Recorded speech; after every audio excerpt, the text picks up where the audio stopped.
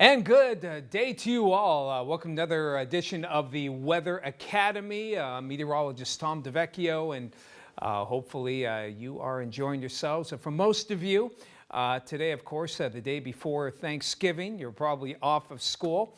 But if you want to learn a little something, we are here for you today. Now, we talked before in the past, earlier sessions, we talked about the difference between weather and climate. Weather is the average conditions that are over a very short period of time, over a couple of hours, maybe a day or to the week, where climate is the average conditions of the weather over a longer period of time. Specifically speaking, in meteorological terms, we usually consider at least 30 years as part of the climatological averages. So what is the importance? Obviously, it's pretty apparent the importance of weather and weather forecasting. You know, what's it going to be like tomorrow? What do I dress? How much snow is going to fall? But what are the real advantages of climate? Why do we even care about the importance of climate? Well, climate is very important because, like anything else, it's always good to see what happens in the past to help you better understand the future. As good as technology is and as good as we have advanced, a lot of times the way we predict what's going to happen in the future is often predicated or determined by how things move in the past. And really, among other things, that's probably the most important part of looking at climate. By knowing the past, we can help understand the future. In fact, many of the models that we use to forecast are based on the climate of the past. So looking at the climate helps determine what the models use that data to help them determine where they think weather systems will be when we do forecast for tomorrow or for the next day.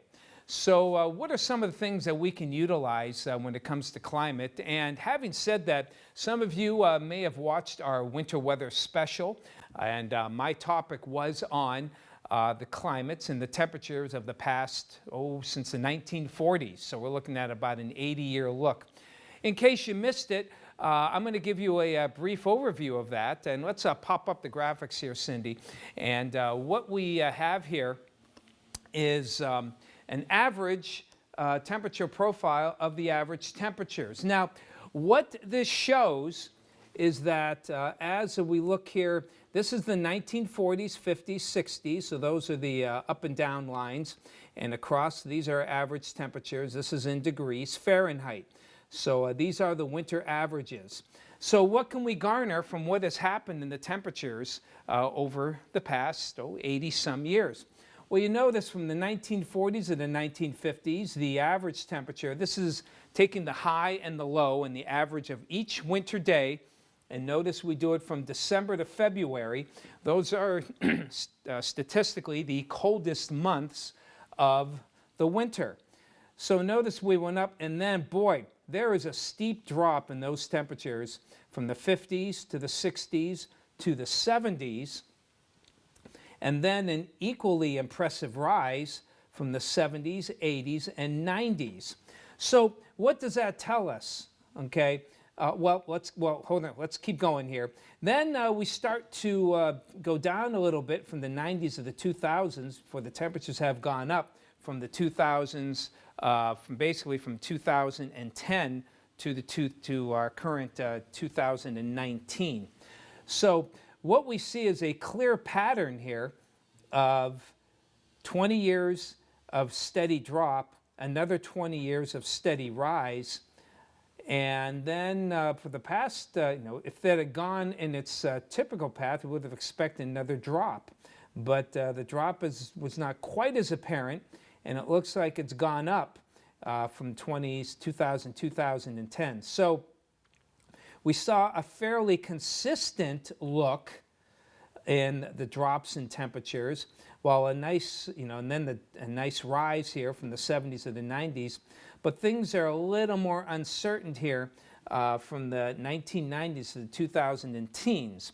Now, you've heard a lot of discussion, perhaps with global warming and climate change, with that. And this is part of the reason that we're having this conversation, because we're finding that the normal up and down of the climate in these 20-year cycles seems a little more different than what we have seen in the past, say, 40 years. Now, this next graphic shows you the blue line is every day, again, from every day from December to February, that had temperatures below 10 degrees, while the green ones were temperatures above 50, and the orange is temperatures above 64. So we can get a lot here. Now, first let's concentrate on that blue line. You can see that as the temperatures went down, if you recall, the temperatures went down through the 70s, the amount of cold days went up. So this makes sense. And then the number of extreme, we'll consider 10 or less as extreme cold, it goes down as the temperatures warmed up. And then you notice what's interesting though, remember the average temperature went down from the 1990s to the 2000s, but the amount of cold days actually went down as well. You would have expected it to maybe go up a bit. And then when the temperatures rose in the wintertime from 2010s, we actually had more extreme cold days.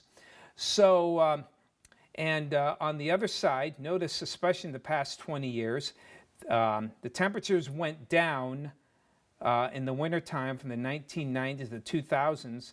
And the 50-degree temperatures also went down along with the extremely warm temperatures. That makes sense. And as the temperatures have gone up, the warm temperatures went up. But the wintertime cold also went up. So what can we gain by this? What we can gain from this particular look in the climate is that, and you can come back to me, Cindy, what we find here is that we're getting a little more uncertainty in how the temperatures have reacted in the past 20 years. They haven't quite gone the normal way. And that's why we've had so much discussion here about the changes in temperature and the changes in climate as we try and figure out, is it even a problem? Is it just part of the normal chaos of the atmosphere, or is something else really going on? And that's something that will continue to be discussed and debated, I'm sure, for a very long time. So climate, very important in so many ways, just like our weather forecasting is as well. Hope you enjoyed it. Have yourselves a great Thanksgiving, and we'll have more coming up next week. Take care.